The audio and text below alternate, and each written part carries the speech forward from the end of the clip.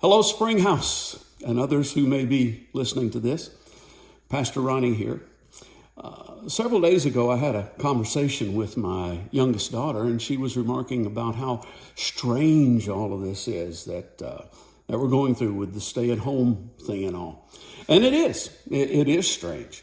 But I remarked to her that it's not nearly as strange to me and people of my generation as it would be to those who are younger. When I was a kid, people stayed home.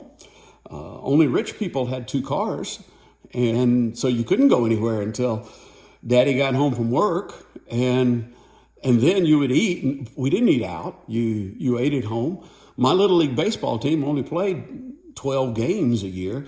Now, the last year that I played, we got to play 15 because I played in the All-Star game.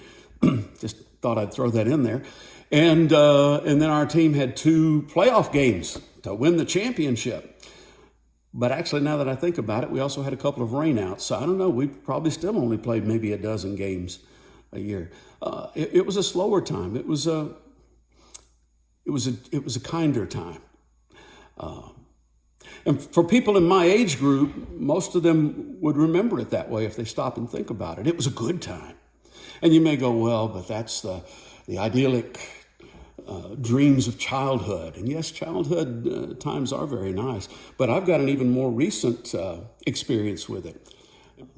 In my mid-30s, our family moved to Zimbabwe.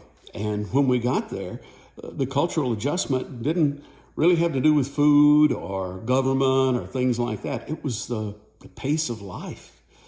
Instead of being in a situation where I'd enter a week with 5 or 6 nights already planned, I would enter a week with 1, maybe 2 nights already planned. And we might eat out once a week, twice maybe, if it was a special occasion or something like that. It reminded me a lot of the United States 30 years earlier. And I would start the day, and I had been used to starting the day with a list of 6 or 8 things to get done, and I would get most of them done. But here I discovered that I needed to make that list maybe 1 or 2 things to get done. And if I got both things done, it was a cause for celebration. And if I only got 1 thing done, it was a good day.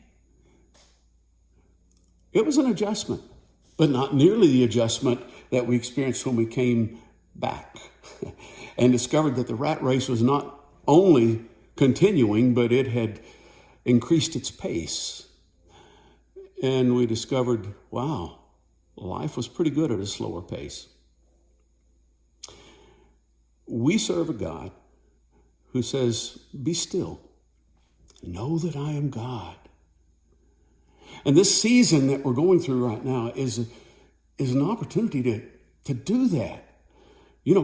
Get quiet and not just reconnect with those people who are or should be important to us, but reconnect with God on a special level because we're not so busy. I suspect that most of you have thought, and many of you have said in the last few years, man, I'm just too busy. There's just too much on my plate. There's too much going on. Well, God answers prayers. When Jerusalem fell and the Jews were taken into captivity in Babylon, God said, I decreed that there should be years of Sabbath rest for the land, and you haven't done any of that. Well, now I'm going to move you out of the land, and the land's going to have its Sabbath rest.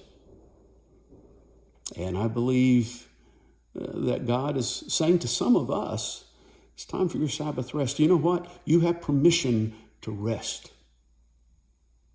And not just rest. Once you rest, you may also find that there's actually something beyond busyness there. There's some creativity there. Bruce Coble made the comment, almost 30 years ago. It may have been 30 years ago. He said, it takes time to be creative. Well, it does.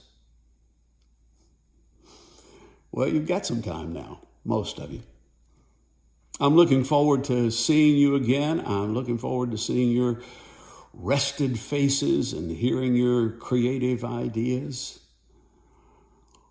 But in the meantime, This isn't a bad time. Might be a strange time, but it's a good time. I love you guys. I'll talk to you later.